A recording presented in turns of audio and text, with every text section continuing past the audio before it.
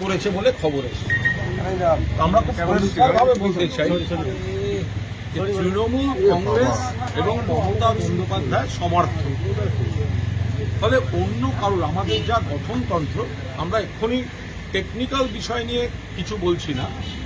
ওনাদের শুনলাম সব দিল্লি থেকে সব লয়ার ছিলেন, আমাদেরও আইন ইত্যাদি সব আলাদা, আমরা তো সে বিষয়ে বলছি না। কিন্তু বিষয়টা হচ্ছে যে আমাদের দলের যা স্ট্রাকচার, ওয়ার্কিং কমিটি, চেয়ারপারসন, তাতে এগুলো করার এখতিয়ার ওদের নেই। এখন তারপরেও আমরা কিছু জিনিস শুনেছি, ঠিক আছে। আমরা খুব স্পষ্টভাবে একটা কথা বলতে চাই যে তৃণমূল কংগ্রেসের দলের প্রার্থী হিসেবে জিতে তৃণমূল কংগ্রেসের প্রতীকে মমতা বন্দ্যোপাধ্যায় প্রার্থী বলে পরিচয় দিয়ে যে বা যারা কেউ হয়তো জিতেছেন, কেউ হয়তো জিততে পারেননি, যারা অধিকাংশ জিতেছেন, আবার যারা উপস্থিত ছিলেন অনেকে জেতেননি, কিন্তু তারা তৃণমূল কংগ্রেসের প্রার্থী ছিলেন, মমতা বন্দ্যোপাধ্যায়ের প্রার্থী। ভোট হয়েছে 1 মাস হয়নি বা 1.5 মাস ম্যাক্সিমাম। তারপরে তারা শাসক দলের মদতে কখনো বিধানসভায় কেউ চেয়ার পাচ্ছেন, কখনো অন্য জায়গায় গিয়ে, তো যারা বিরোধী বলছেন তারা তো শাসক বিরোধী তো সব এক হয়ে যাচ্ছে। বিরোধী বলতে এখানে একমাত্র মমতা বন্দ্যোপাধ্যায়ের নেতৃত্বাধীন সর্বভারতীয় তৃণমূল কংগ্রেস, কিন্তু বাকিরা তো বিজেপির পোষ্য হয়ে যাচ্ছে। স্পিকার সাহেবের স্নেহধন্য বিরোধিতায় কাদের বসালে সুবিধা হয়, মানুষের হয়ে কেউ প্রতিবাদ করবে না, সেই সব হচ্ছে। আমরা একটা কথা বলি, কেউ দল ছেড়ে যেতে পারেন। আরে যদি হিম্মত থাকতো, দলের কারোর কোনো বক্তব্য থাকতে পারে, সৌন্দার থাকতে পারে, দোলার থাকতে পারে, আমার থাকতে পারে, আমার আছে, দলের মধ্যে কথা বলা যেতে পারে। কারুর যদি মনে হয় দল ছেড়ে যাবেন, আরে হিম্মত থাকলে মমতা বন্দ্যোপাধ্যায়কে প্রণাম করে ছেড়ে যেতে পারতেন। কিন্তু মমতা বন্দ্যোপাধ্যায়ের প্রতীক নিয়ে এমন অনেকে ওখানে আছেন যারা দীর্ঘদিন ধরে বিভিন্ন পদে ছিলেন, ব্যক্তিগত প্রতিষ্ঠা, কাউন্সিলর, এমআইসি, মেয়র, রাজ্য সরকারের বিভিন্ন সংস্থা, মন্ত্রিত্ব, দপ্তর, সামাজিক প্রতিষ্ঠা। মমতা বন্দ্যোপাধ্যায়ের দীর্ঘ রাজনৈতিক জীবনের সংগ্রাম, তার মঞ্চটাকে ব্যবহার করে নিজেরা প্রতিষ্ঠিত হয়ে তারপরেও যদি কারুর মনে হয় ছেড়ে যাচ্ছেন, হিম্মত থাকলে মমতা বন্দ্যোপাধ্যায়কে প্রণাম করে ছেড়ে যেতে পারতেন। তার বদলে যদি শুনতে হয়, আপনারা আমাদের নেত্রী মমতা বন্দ্যোপাধ্যায় এই বয়সেও যে পরিমাণ অক্লান্ত পরিশ্রম করেছেন এদের জেতাতে, যেভাবে অক্লান্ত পরিশ্রম করেছেন, নিজে বারবার মার খেয়েছেন, কতগুলি লোককে প্রতিষ্ঠা করে দিয়েছেন। আজকে যদি যে লোকগুলো বলছে তার হাত থেকে দলের প্রতীক কাড়বে, এরা নিজের মায়ের পিঠে ছুরি মারতে পারে, এরা নিজের মায়ের পিঠে ছুরি মারতে পারে। দলে কেউ এলো, বলল না, দল থেকে চলে গেল। জহর সরকার, তার বনিবনা হয়নি, তিনি ইস্তফা দিয়ে চলে গেছেন। মমতা বন্দ্যোপাধ্যায় দলটা, মমতা বন্দ্যোপাধ্যায় সাধারণ মধ্যবিত্ত নিম্নবিত্ত ঘরের মেয়ে, তার পরিবার, বাবা দাদা, তারা কোনো লাখপতি কোটিপতি ছিলেন না। মমতা বন্দ্যোপাধ্যায় এরম পরিবারের নয় যে তার স্বামী একেবারে সে বিরাট নেতা, প্রতিষ্ঠিত ধনী। একা মহিলা, গরিব ঘর থেকে এসে, টালির ঘর থেকে নিজের রক্ত জল দিয়ে একটা দল তৈরি করেছেন। তার উপর দাঁড়িয়ে কেউ আমরা পুরসভায়, কেউ বিধানসভায়, কেউ লোকসভায় গেছে, তারা বলবে মমতা বন্দ্যোপাধ্যায়ের হাত থেকে প্রতীক কেড়ে নেওয়া। আইনের লড়াই পরে হবে, আগে ভগবানের দরবারে লড়াই হবে। এরা এদের মায়ের পিঠে ছুরি মারতে পারে, এদের যা মানসিকতা। আমরা লজ্জিত যে আমরা এরকম কয়েকজনের সঙ্গে ছিলাম। আমরা এখনো বিশ্বাস করি ওদের সঙ্গে এমন অনেকে ছিলেন যারা দুপুর বিকেল অবধি আমাদের সঙ্গে কথা বলে গেছেন। তারা এই ভয়ঙ্কর নোংরামির সঙ্গে নিজেদের মেলাতে চান না। বিভিন্ন ধরনের ভয়, প্রেসার, রাষ্ট্রশক্তির প্রয়োগ এই করে তাদের দমন পীড়নের উপর দাঁড়িয়ে সঙ্গে রাখা হচ্ছে। যারা এত কিছু মমতা বন্দ্যোপাধ্যায়ের লড়াইকে নিংড়ে নিয়ে 1.5 মাস আগে আপনারা বলুন এদের বডি ল্যাঙ্গুয়েজ কি ছিল? দিদি দিদি দিদি দিদি দিদি দিদি দিদি। সেই জায়গায় দাঁড়িয়ে কখনো তারা মমতাদির সঙ্গে থাকতে ব্যস্ত, কখনো অভিষেককে যুবরাজ। আজকে তারা বলছেন তৃণমূলের খারাপ, তারা বলছেন অমুক জায়গায় নতুন কমিটি, এইসব গল্প শুনতে পাচ্ছি। আমরা পরিষ্কার বলছি এই চাটন ঋতু একটা সিপিএম থেকে লাথি খাওয়া মাল, তাকে অভিষেক ব্যানার্জি দয়া করে পায়ের কাছে আশ্রয় দিয়েছিল, পায়ের কাছে আশ্রয় দিয়েছিল। তাকে কখনো পাঠানো হয়েছে, কখনো মমতাদি কমিটিতে রেখে তাকে একটা পুনর্বাসন দিয়েছেন, কখনো তাকে দেয়া হয়েছে, কখনো দেয়া হয়েছে রাজ্যসভা, কখনো বিধানসভা। কত বড় গদ্দার বেঈমান হলে পার্টির অ্যাকাউন্ট নিয়ে চিঠি দিয়েছে, সেই অ্যাকাউন্টের টাকায় নিজেরা নির্বাচন করেছে।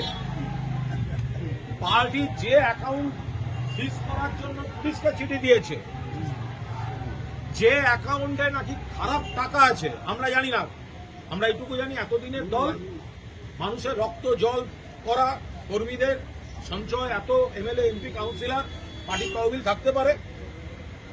কিন্তু আপনি চিঠি দিচ্ছেন, তুমি চিঠি দিচ্ছ, তুই চিঠি দিচ্ছিস, আর তুই নিজে 1 মাস আগে সেই টাকা 25 লাখ নিয়ে তুই নির্বাচন করছিস। তারা সাধু সাজছে, তারা সাধু সাজছে। মোট খরচা করেছে 26 লাখ না 27 লাখ, তার 25 লাখ এই পার্টির অ্যাকাউন্ট থেকে হোয়াইট টাকা গেছে, অডিটেড টাকা গেছে, ব্যাংক ট্রানজাকশনে গেছে, RTGS করে গেছে। যে নিজেই পার্টির পর পার্টি থেকে বহিষ্কৃত, সে তারা বলছে নাকি বহিষ্কার, জোক অফ দ্য সেঞ্চুরি, প্রহসন মানিয়ে দিচ্ছে রাজনীতিটাকে। আমরা পরিষ্কার বলছি যে কয়েকজন নেতা ব্যক্তি স্বার্থে বসে কোনো কিছু ঠিক করে দিতে পারেন না। তৃণমূলের সম্পদ সাধারণ মানুষ এবং সাধারণ কর্মীরা, যার নেত্রীর নাম মমতা বন্দ্যোপাধ্যায়।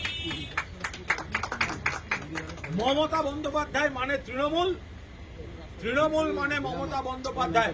এই মহিলার জীবন বাজি রাখা সংগ্রামের উপর দাঁড়িয়ে এই তৃণমূল কংগ্রেস জন্ম নিয়েছিল।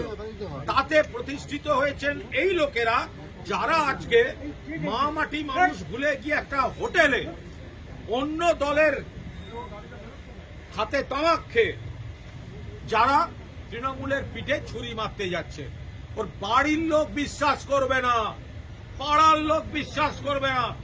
আমরা হতে পারি, আপনাদের দেখে মনে হতে পারে সংখ্যায় কম, ওদের সঙ্গে প্রচুর বেঈমান থাকতে পারে, ওদের সঙ্গে চাপে পড়ে যাওয়া এমএলএ এমপি থাকতে পারে। আমরা গর্বিত আমাদের সঙ্গে একজন মমতা বন্দ্যোপাধ্যায় আছে। যে মহিলার আন্দোলনকে নিংড়ে নিয়ে এরা নিজেদের সামাজিক, পারিবারিক, ব্যক্তি, রাজনৈতিক, প্রশাসনিক প্রতিষ্ঠা নিয়েছে, আর তার পিঠে ছুরি মারছে, ছুরি মারছে। এদের কেউ বিশ্বাস করবেন না, কেউ বিশ্বাস করবেন না। বেঈমান কয়েকটা, আমি সকলকে বলছি না, অনেকে ভয়ে চাপে আছেন। যারা জানে তারা কি আড়াল করতে, কি বাঁচার জন্য গেছে, আমি সকলকে বলছি না, আমরা কেউ সকলকে বলছি না। কিন্তু মমতা বন্দ্যোপাধ্যায়ের দল তুমি ছেড়ে যাচ্ছ। বাট যদি বলো মমতা বন্দ্যোপাধ্যায়ের হাত থেকে প্রতীক নেব, দল কেড়ে নেব, এর বাড়ির লোক বিশ্বাস করবেন না। মায়ের পিঠে ছুরি মারা কালচার এদের, পাড়ার লোক বিশ্বাস করবেন না। জিজ্ঞাসা করুন আপনারা এই পার্টির টাকা নিয়ে নির্বাচন করেছেন কেন? কেন 25 লাখ করে টাকা নিয়েছেন এই পার্টির অ্যাকাউন্ট থেকে? ফলে আমরা আপনাদের বলছি মমতাদির নেতৃত্বে তৃণমূল কংগ্রেস ছিল, আছে, থাকবে সারা বাংলায় কর্মীরা, সমর্থকরা এবং সাধারণ মানুষ যত করবে হামলা, যত করবে বেইমানির হামলা, তত বেশি করে মমতা বন্দ্যোপাধ্যায়ের পাশে গর্জে উঠবে বাংলা। এই লড়াই আমরাও শেষ থেকে ছাড়বো। আমরা যারা অন্য দলের সাধারণ কর্মী, আরে আপনারা যারা বিজেপি কর্মী যারা শুনছেন, কিছু গদ্দার তারা আপনাদের নেতা হতে যাচ্ছে। আপনারা এবার বুঝুন, আপনার এলাকায় এদেরকে নেতা বলতে হবে। আপনার এলাকায় এরা সব মঞ্চে উঠে বক্তৃতা করবে। এবার আপনারা দেখুন আপনারা কি করবেন, আপনারা ভাবুন আপনারা কি করবেন। প্রকৃত তৃণমূল কংগ্রেসের কর্মীরা মমতা বন্দ্যোপাধ্যায়ের সঙ্গে আছেন। লজ্জা করছে না? চাটন ঋত উলুবেড়িয়ায় দাঁড়াবার সময় ভিডিও করে বলল, আমি মমতা বন্দ্যোপাধ্যায় এবং তার সুযোগ্য সেনাপতি অভিষেক বন্দ্যোপাধ্যায়ের প্রার্থী। আজকে মমতা বন্দ্যোপাধ্যায়, অভিষেক বন্দ্যোপাধ্যায়, তৃণমূল কংগ্রেস সব খারাপ হয়ে গেল। কারুর যদি কোনো বক্তব্য থাকে, আমরা দলের মধ্যে নানা রকম আলোচনা করছি না, রেগুলার করছি, দলের কোথায় কোথায় কি কি সংশোধন দরকার, এবং নেত্রীও শুনছেন, গণতান্ত্রিক ভাবে হচ্ছে, আলোচনা হচ্ছে, সেগুলো তো সব বাইরে বলতে পারবো না। কিন্তু তোমরা এত যদি বাপের বেটা হও, তাহলে অন্যের হাতে তামাক খেয়ে গিয়ে হোটেলে বসছো কেন? আমরা তো যা বলার আমরা তো নেত্রীর সঙ্গে কথা বলছি, সাধারণ সম্পাদকের সঙ্গে কথা বলছি, আমরা বলছি, কি বলছি আপনাদের বলবো না। কিন্তু আপনারা তো পালিয়ে গেলেন। তার মানে আপনাদের কিছু আছে চুপি, যেটা মমতা বন্দ্যোপাধ্যায়ের সামনে দাঁড়িয়ে প্রণাম করে যে দিদি আমার বলছে না, আমি চললাম, এটা বলার ক্ষমতা আপনাদের হয়নি। আপনারা অন্য যারা মমতা বন্দ্যোপাধ্যায়ের বৃহত্তর শত্রু, তাদের বি টিম, তাদের এজেন্ট, তাদের দালাল হয়ে এদের মধ্যে 7-8টা খেলছে, আর তারা বাকিদের ভয় দেখাচ্ছে, এই ধরনের কাজ করছে। আমরা বিজেপির দিল্লি থেকে কন্ট্রোল করছে, কিন্তু বিজেপিকে কি দোষ দেবো? এখানে এই গদ্দারগুলোকে পেয়েছে তাই করছে। বিজেপির তো আমরা নিশ্চয়ই সমালোচনা করছি, দিল্লি থেকে অপারেট হচ্ছে, কিন্তু এই গদ্দারগুলোর জন্য তো আরো বেশি হচ্ছে, কুনকি হাতির মতো আচরণ করছে। আমরা এইটুকু বলতে পারি, আমরা কিন্তু আপনাদের সংখ্যাতত্ত্ব যাই বলুন, আমরা বিচলিত নই। আমরা জানি মানুষের দরবারে আপনাদের কেরিয়ার শেষ, গদ্দারদের কেরিয়ার শেষ। আর একবার মানুষের দরবারে গেলে এদেরকে কিন্তু মানুষ ভোট দেবে না। মমতা বন্দ্যোপাধ্যায়কে সঙ্গে নিয়ে, মমতা বন্দ্যোপাধ্যায়কে মাথার উপর রেখে সর্বভারতীয় তৃণমূল কংগ্রেস আর একটা কাজ করে দিলেন আপনারা, আর একটা কাজ গদ্দাররা করে দিয়ে গেলেন। তৃণমূল কংগ্রেসটাকে কিন্তু এক কাটটা করে দিলেন আরো বেশি করে। 5টা আঙুল 5টা সাইজের হতে পারে, কিন্তু মুঠি বানিয়ে ছেড়ে দিলেন আপনারা এই গদ্দারি করে। আপনাদের দেওয়া চ্যালেঞ্জ আমরা অ্যাকসেপ্ট করলাম, কারণ আমাদের নেত্রীর নাম মমতা বন্দ্যোপাধ্যায়।